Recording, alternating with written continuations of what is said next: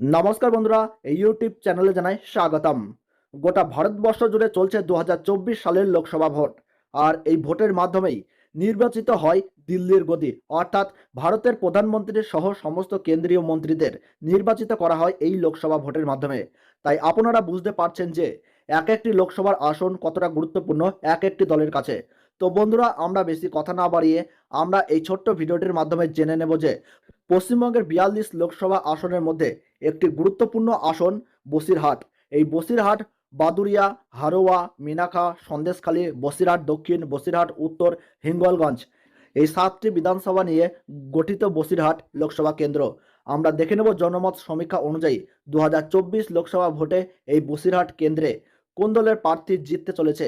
এছাড়াও আমরা জেনে নেব যে 2019 সালের লোকসভা নির্বাচনে সেখানে কি ফলাফল হয়েছিল, কোন কোন প্রার্থী কতগুলো ভোট পেয়েছিল, এবং 2024 লোকসভা ভোটে এই কেন্দ্রে কোন কোন দলের কোন কোন প্রার্থী মনোনীত হয়েছেন।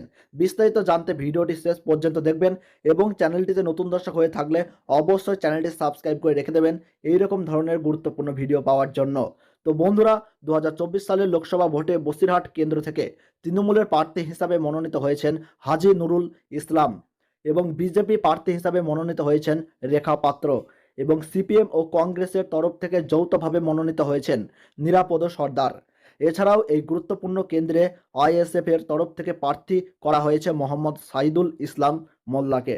তো বন্ধুরা, এবার আমরা দেখে নেব 2019 সালের এই বসিরহাট লোকসভা কেন্দ্রে ভোটের ফলাফল কি ছিল। 2019 সালের এই বসিরহাট লোকসভা কেন্দ্রে মোট ভোটার ছিল 16,78,357টি। তার মধ্যে ভোট পড়েছিল 14,33,339টি। 2019 সালে বসিরহাট লোকসভা কেন্দ্রের বিজয়ী হয়েছিলেন তৃণমূল প্রার্থী নুসরত জাহান। তিনি মোট ভোট পেয়েছিলেন 7,82,078টি। ভোটের হার ছিল 54.55%। এবং দ্বিতীয় স্থানে ছিলেন বিজেপি প্রার্থী সায়ন্তন বসু। তিনি মোট ভোট পেয়েছিলেন 4,31,709টি এবং ভোটের হার ছিল 30.11%। এবং তৃতীয় স্থানে ছিলেন কংগ্রেস প্রার্থী কাজী আব্দুর রহিম। তিনি মোট ভোট পেয়েছিলেন 1,04,138টি। তার ভোটের হার ছিল 7.27%। এই কেন্দ্রে জনমত সমীক্ষা অনুযায়ী তৃণমূলকে এবার টেক্কা দিতে চলেছে বিজেপি। রাজনৈতিক মহলের একাংশের দাবি অনুযায়ী এই বসিরহাট লোকসভা কেন্দ্রে এবার জয়ী হতে চলেছে বিজেপি প্রার্থী রেখা পাত্র।